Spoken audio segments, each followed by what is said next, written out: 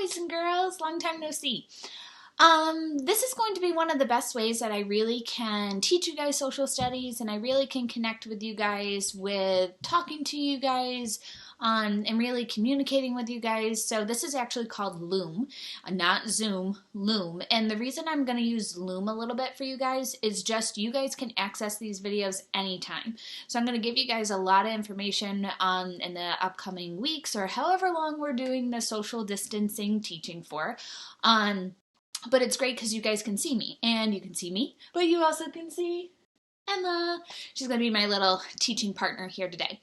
But the other thing with Loom is that you guys can really see my screen. So everything that I kind of have up here, I'll be able to point things out to you. I'll be down there in the corner, most likely always for you guys. There may be times that I may minimize myself, or I may put up like a little screensaver of myself. That's just because I want you to really focus on the content or whatever I'm talking about. But let's get right to it. Today we are going to be talking about primary sources and secondary sources. And if you remember with primary and secondary sources, there's a big difference between the two of them. And there's a reason why I want to review this right now with what's happening in school and what's happening right now in 2020. So think to yourself for a second. Oops, see, this is a perfect example, guys. I'm going to make myself smaller. Great. Think to yourself if you remember what these terms were. Primary source, secondary source, first-hand, and second-hand. Just think for a minute. Do you remember any of those? Emma, do you know any of them? Emma doesn't. Hopefully you guys remember some of them.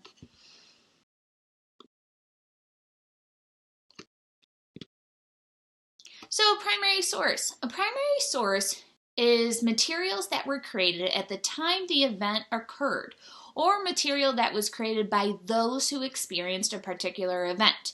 Now, boys and girls, this should look familiar to you over here on the side. It says, "We the people." That's the Constitution. Do you think the Constitution is a primary source? Give a guess. Say out loud. Yes? No? I'll tell you. It is. It is a primary source because it was written by our forefathers that were actually there. They were experiencing everything that was happening in that time period in America. Here's some more examples of some primary sources. A letter, okay? Speeches, diaries, newspaper articles, interviews, documents, photographs, artifacts. All of those are from the time period that the event occurred. That's what makes it primary or first-hand. It's the first-hand experience. You see right here we have the "I Have a Dream" speech and Martin Luther King.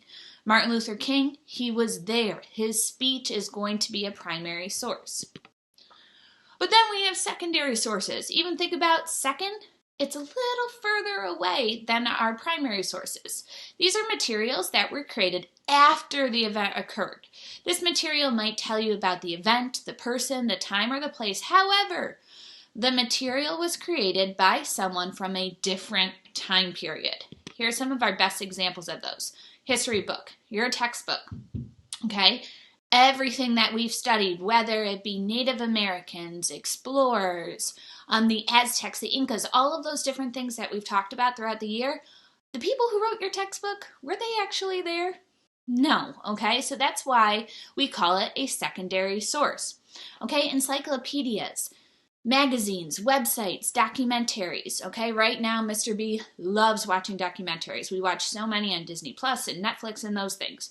They're all really great, but are they experiencing the event that sometimes they're talking about? Like Mr. B was just watching one on World War II. Were there video cameras and things like that around with World War II? No. So that instantly takes it from a primary source to a secondary source.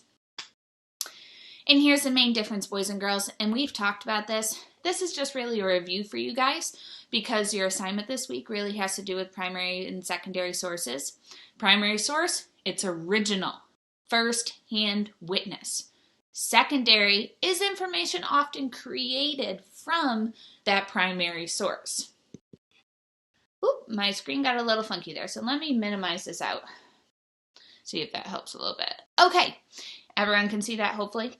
You are going to make your own primary source journal of your time home during the school year of 2020. Okay, this is a great opportunity for you guys to really understand what it means to make a primary source. Okay, social distancing, you've probably heard that word a lot of why we're having to separate from each other. COVID-19 will one day be in our history books. Okay, there'll be a point that you guys are really going to be learning about it. Maybe from a textbook. Maybe your kids one day might be learning about it and you were there. You experienced it just like I'm experiencing it. Your parents and all other Americans are experiencing this. You are living through it, so you can create a primary source. You're going to open the attachment right underneath this video for your assignment for this week, and I'm going to show it to you guys real quick. Here it is. Okay, it is your COVID-19 Journal History in the Making digital primary source. So you're going to see, boys and girls, you are going to have a couple different slides that you're going to fill in every day, and you are creating that primary source that maybe historians may need one day to write about this time in history of 2020 and COVID-19. So right here, you're going to put your name. And don't stress too much, guys, if you don't know how to add pictures and it just says delete this and add a picture. If you can do that and you've done that in computers, and I'm pretty sure Mrs. Puccio and Mrs. Jeter have worked on that with you guys, but if you don't remember how, not a big deal, okay? And then you're going to go through, add some other little things, do the about the author, but then you'll see I already added the dates into each one. So each date, you're just going to do whatever the journal prompt asks you to do, okay? Some of them may have to do just what you think is going on, what you're feeling going on right now. All of those are going to be really important to creating a great primary source. You're even going to see one day, I think it's later on in the week, and you have all week to do this, boys and girls. So each day, I've chunked it out to do one day of the journal. If you want to get a couple days done, if you get behind, I wouldn't do it all in one chunk though, because I really want you to think about these things as you write. But this is the one I was talking about, an interview. Is an interview a primary source? What do you think? You're interviewing a family member right from today, 2020. Would it be? Absolutely, it's a primary source. So we're going to include that in on our COVID-19 journal, okay? If you guys have any questions throughout this, contact me. In many, many ways now we can contact each other. Google Classroom, Dojo, email, the Facebook group that a lot of your parents are a part of. All of those are ways to get a hold of me. Throughout the week, I'm hoping to have kind of like office hours that you guys, I will be on a Google Hangout, and if you guys want to stop in to ask questions or just to keep me updated on things, that's great. Or just see Emma. All right, guys, I hope you guys are doing really, really well. I miss you lots and lots, and I hope you have a good time journaling and creating those primary sources.